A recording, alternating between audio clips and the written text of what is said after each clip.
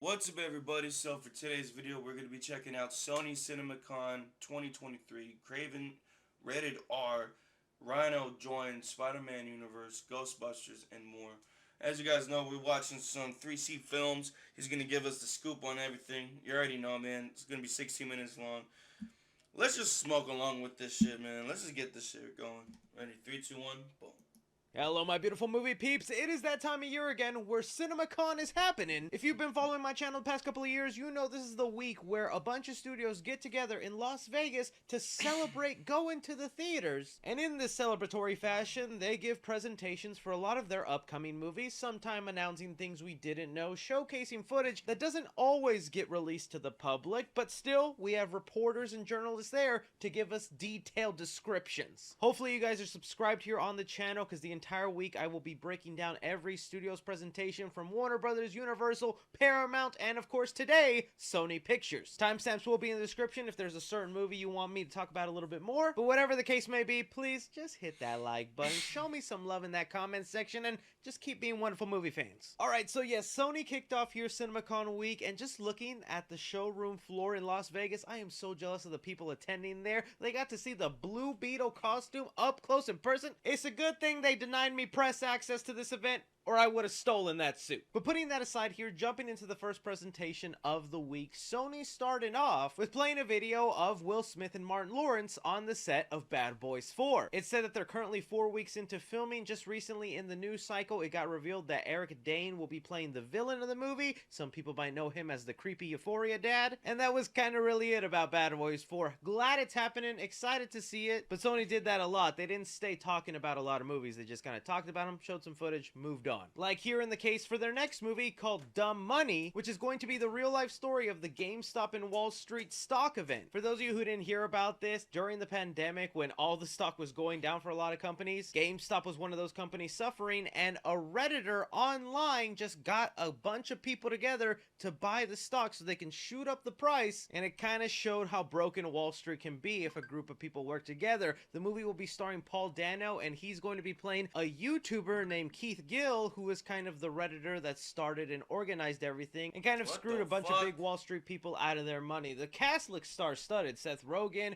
Vincent D'Onofrio, Pete Davidson, Shane Lee Woodley. I'll be honest, I'm kind of a sucker for these kind of movies dealing with business, Wall Street, stock markets, and the cast looks fantastic. I'll probably be checking this one out. From there, they moved on to talk about Insidious: The Red Door. This is the 5th Insidious film being released. They showed some exclusive footage that the public didn't get to see, but we do have a description of, thanks to discussing films, where they say here, CinemaCon attendees saw an extended trailer for Insidious: The Red Door. The new footage showed an adult Dalton being haunted by a wide variety of demons while he's now in college. Patrick Wilson returns as his father John and is teased that he's now going to have to guide his son on how to travel between the further and reality. The man with the fire in his face returns to haunt an adult Dalton, and the footage ends with him dragging him across the room in chains like he did when he was a child in the first film. That actually sounds pretty creepy and a little bit more detailed to the plot of the movie. They did release the trailer just a couple of days back. I'm intrigued to see Insidious 5, but I did mention that trailer that they showed didn't wow me. This footage does sound a little bit more interesting. Either way,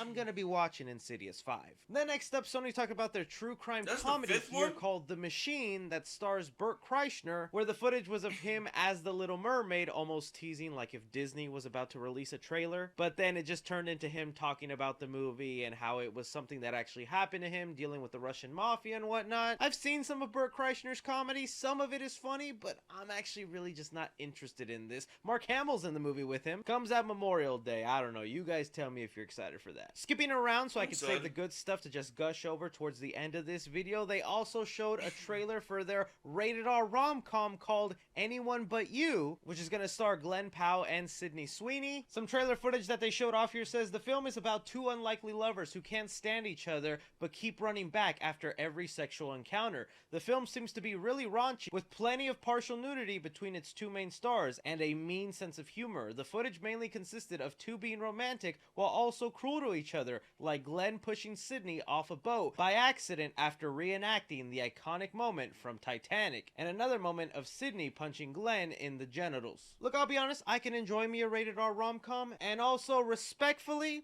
they said partial nudity and Sydney Sweeney.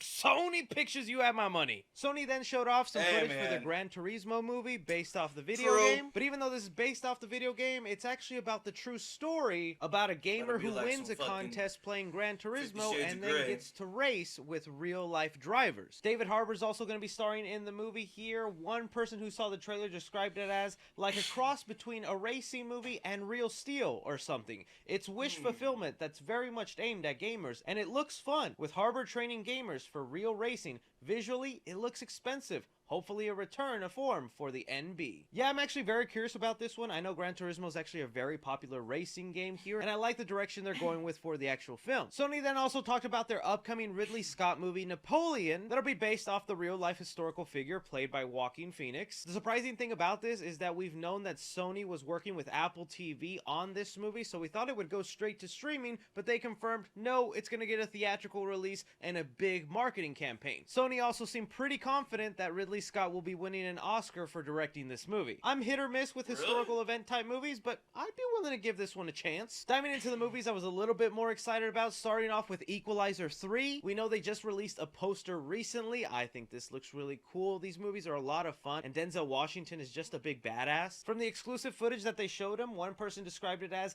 9 seconds. That's how long I'll give you to decide your fate. Denzel versus the Italian Mafia in Italy. Damn, the Equalizer 3 trailer looks really good. Denzel kills a dude by shoving a gun through his forehead. I'm in. That's all I needed to know. Denzel being a badass again, set in Italy versus the Italian Mafia?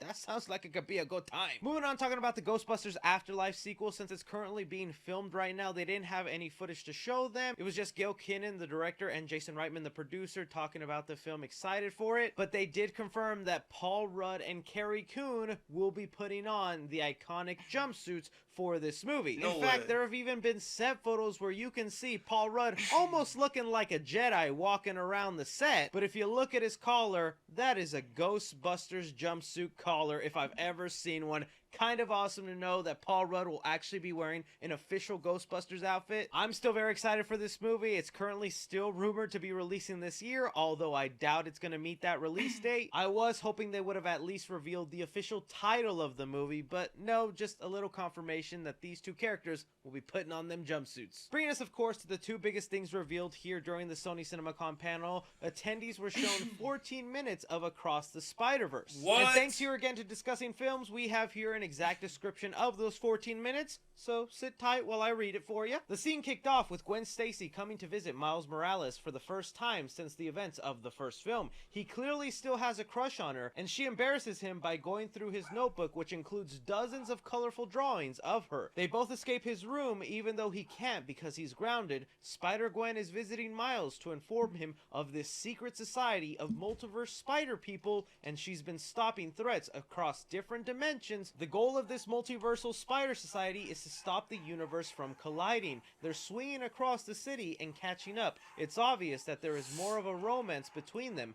Miles is trying his best to be smooth, but she tells them they can't be tempted to be together, since in every universe Gwen Stacy falls in love with Spider-Man, and in every universe that doesn't end well. Alluding to death, Miles responds with, well, there's a first time for everything, right? Which further ignites their romance tension. Gwen then meets Miles' parents, and they can tell they like each other. After some awkward introductions, she gets called back to the Spire Society and leaves, telling Miles that he's not allowed to join because there aren't that many slots. After she leaves, Miles' mother confronts him, and they share an intimate family moment where he almost is tempted to reveal to her that he is Spider-Man. However, he can't do it. His mom encourages Miles to chase after Gwen because he's growing up and needs to explore. She tells him to make sure he never loses sight of who he truly is at heart. The footage includes some snippets of new music from Metro Boomin. Honestly, that footage sounds beautiful. Everyone in the room was describing it as very emotional, very breathtaking to look at visually. I know some people are against Miles and Gwen getting together. They just think, you know, Gwen belongs with a Peter Parker. But I think for this movie in this context, it works good. In fact, I really like that line where Spider-Gwen is like, look, in every universe, we're supposed to end up together, but in every universe, it ends badly. I wonder if that is some heavy foreshadowing for one of the characters dying. I really hope not. But either way, extremely excited.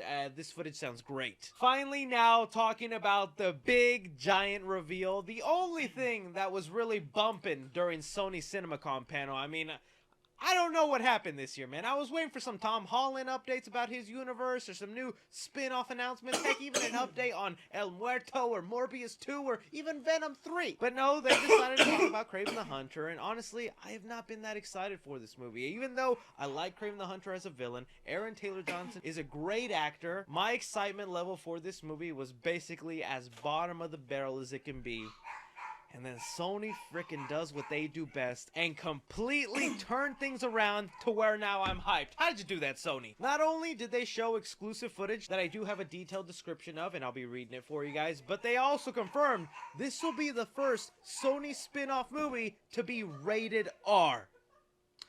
Rated R Kraven the Hunter. Are you hearing this? And this isn't just like a, oh, maybe it's a little too violent. There's a curse word here and there, so I guess it just automatically makes it rated R. Apparently, this thing is bloody. Oh, and there's a surprise character in there as well. Let me just read this footage for you guys. Again, thanks to Discussing Films, they have it here. Sony revealed the first footage for Kraven the Hunter starring Aaron Taylor Johnson. The trailer starts with Kraven stopping some poachers in the wild. This is confirmed to be rated R, and the footage really shows it. With Kraven killing everyone like an animal, he uses weapons, his hands, and even his own teeth, and he bites a poacher and spits out the blood. He also crawls around walls and pounces on foes like an animal. The main conflict between his father, played by Russell Crowe, who was the one who actually raised him in the ways of Hunter vs. Prey. The action features over-the-top gore as Kraven uses all kinds of weapons from spears to bear traps to decapitate and chop up goons. The footage teased a mysterious new character played by Ariana DeBose as well. For those curious, the comic-accurate Kraven vest with the fire was briefly seen as Aaron Taylor Johnson pulls it out of an old chest, but for the most part, he's not wearing the comic accurate costume in the footage. Surprisingly, he does meet up with another Spider-Man villain, the Rhino. A huge fight between the two begins as the former injects himself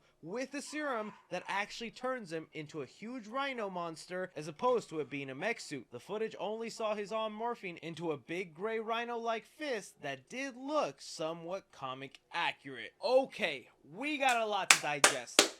This happens time and time again. I'm like, Sony, stop this crazy spin-off universe. Woo! Stop all these weird things you're doing and piggybacking off the MCU. No! Save Kraven the Hunter and Rhino for Tom Holland's movies, man. We have not seen those villains versus Spider-Man, and the fact that you're doing solo movies about them means they're most likely not going to show up in Tom Holland's movies. But even with me already having that mindset, a rated R Kraven the Hunter movie that is described as this bloody and gory? You have my money, Sony. Like, I'm bummed the Rhino is going to be part of this movie because I want him in Tom Holland's universe, but the way they're describing him, that sounds like a more comic-accurate Rhino than we had in The Amazing Spider-Man 2. In the comics, Rhino does inject himself. He doesn't necessarily transform into a Rhino like they're describing here. He still wears this sort of suit that kind of protects him, but whatever the case may be, I guess they thought this was better. Is just he injects himself, he turns gray, and ends up looking like a Rhino creature. That's fine. I don't care. I kind of prefer it over a mechanical suit. I wish we could have known who the actor is playing the Rhino. I don't think it's going to be Paul Giamatti, but I don't really see anybody mentioning who the actor is, so it could be an unknown, or maybe they hit him a lot in the trailers. But you know what? This is promising. This is making me go, oh, man, I'm actually excited for this. I actually really want to see what this is going to end up looking like. Still no idea what Sony is planning with their own separate universe. We keep hearing they're going to be introducing their version of a Spider-Man into their world since Venom got yeeted out, and it looks like Tom Holland is going to stay separate from what they're doing. I believe the rumors that it's just going to be a Tom Holland variant just in the Sony universe, while MCU Tom Holland stays in his, but we'll wait and see if they do that or introduce it. The other thing I've been seeing people talk about and complain about, it's like, wow, you gave Kraven the Hunter the rated R movie? What about Venom? We had a Venom versus Carnage movie, and you didn't make that rated R? Oh, trust me, I'm kind of pissed about that too, but Sony kind of had a good reason for why Venom was PG-13. It was reported way back when those movies were being made. Sony was hopeful that if they made a great enough movie, that Kevin Feige would be like, fine, he's part of the MCU. And for a long time, those spin-off movies, it was kind of vague. Or like, what are if they it's set in part the of MCU? Are they in their Dude, own I really separate want it to universe? be part Then of that post-credit Andrew scene for Garfield's. Venom 2 made it clear it is its separate universe, and Venom jumped over, and then he quickly jumped back. And so now that it seems very obvious that Marvel doesn't have any intentions to have their Spider-Man Tom Holland fight the Sony villains, Sony was like, fine, let's stop trying to appease Marvel, be like them, let's just go crazy in our universe. And that might be the best thing to do, because this sounds like a villain. This don't sound like no anti-hero. Even Morbius should have been given a rated R movie. That's a blood-sucking vampire right there, and he got kind of violent in his movie, but what Kraven is sounding like, biting people's faces? I don't think you're gonna turn him into a good guy. That's what I've been missing from these solo movies. Just make them straight up villains. So yeah, even though I'm not in love with this spin-off universe or even excited for whatever plans Sony has, because they still got Morbius, the Vulture, Venom, Kraven, and now Rhino. That's 5. They're one person away from completing their solo Sinister Six movie they want to do so bad. It better not be El Muerto. Something is brewing at Sony. This could be good, you know. The only other thing I'll say is, if you want Venom 3 to end up being rated R, you're going to have to show up for Kraven the Hunter. You're going to have to spend that money and make that a hit. Because if Sony sees that, they're going to make more rated R spin-off Spider-Man movies, and Venom 3 might be next. I don't know. I'd love to hear what you guys think. But that does conclude Sony's presentation for CinemaCon. Kind of a weak one. Not a lot of amazing stuff. If you stuck through and listened to every single thing I talked about here, I love and appreciate you. Please be sure to come back throughout the week while I cover all the other presentations. You guys are awesome. Don't forget to like, subscribe, follow me on Twitter at 3C Films or on TikTok at 3C Films. But as always, I'm Chris. Take care. Not gonna lie, bro. Dude, if Kraven the Hunter is like that, bro, I kind of want to see it in theaters if it's gonna be like that, or just want to see it in general. On some real shit though, that shit fucking crazy, dude. Wow. That'd be crazy if it's rated R, bro. And that would be crazy if we get like a Kraven versus Rhino scene. That'll be fucking crazy. Anyways, man, if you guys like my reaction, give this video a thumbs up. Let me know what you guys think about this video. Yeah, man. I'll see you on the next video. Peace out, motherfuckers.